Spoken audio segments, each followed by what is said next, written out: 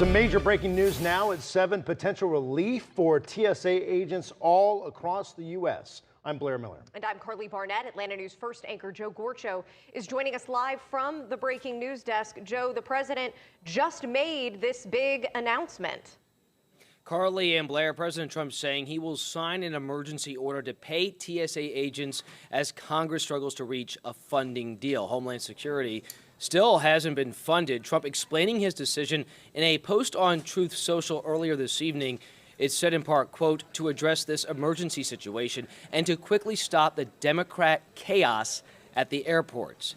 It is not an easy thing to do, but I am going to do it. I want to thank our hardworking TSA agents, end quote.